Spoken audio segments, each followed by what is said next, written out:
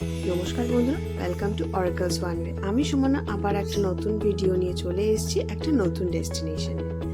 আজকে আমরা চলে এসেছি হাতিবাগানের একটি খুব বিখ্যাত মন্দিরে, মা নিস্তারিণী কালী মন্দির। এই দিক দিয়ে চলে গেলেই পড়বে হাতিবাগান ক্রসিং, আর এই দিক দিয়ে চলে গেলেই পড়বে কলেজ স্ট্রিট ক্রসিং বা বিবেকানন্দ মোড় ক্রসিং। গলি দিয়ে দুপা হাঁটলেই আছে শ্রী শ্রী নিস্তারিণী কালী মার মন্দির।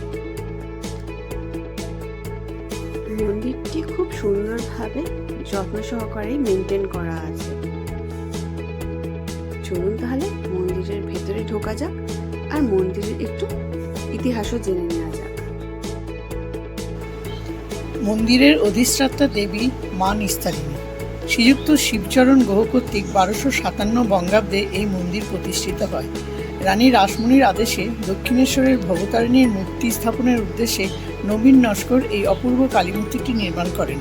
কিন্তু দক্ষিণেশ্বরের মন্দিরের তুলনায় প্রতিমাটি আকারে ছোট হওয়ায় এই প্রতিমা রানীর বাড়িতে দীর্ঘদিন সুরক্ষিত ছিল। মা নিস্তারিণী হলেন মা ভবতারিণীর বড় বোন, এইরূপ প্রচলন আছে। দুই বোনের রূপই একই, শুধু আকারে পার্থক্য।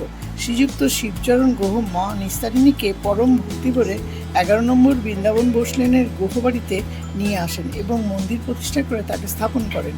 প্রতি বছর ফাল্গুন মাসের সংক্রান্তির দিনে মহা সমারোহে নিস্তারিণী মায়ের জন্মতিথি পালন করা হয়। মা নিস্তারিণীর প্রতিষ্ঠার 7 বছর আগে বাবা শান্তিনাথকে এই মন্দিরে প্রতিস্থাপন করা হয়।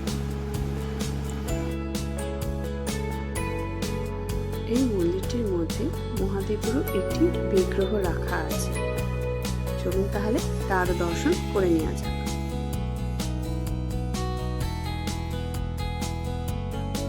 এখানে কিন্তু দুবেলায় পুজো করা হয়। নিত্য পুজো হয় সকাল 9:30 থেকে 10টা, আর বিকেল বেলা 6:30 থেকে 7টা। যদি পারেন তাহলে একবার এই মন্দিরটি নিশ্চয়ই দর্শন করে যাবেন। এই ভিডিওটা ভালো লেগে থাকলে একটা লাইক, শেয়ার আর সাবস্ক্রাইব করে দেবেন। আবার দেখা হচ্ছে পরের ভিডিওতে। ভালো থাকবেন। নমস্কার।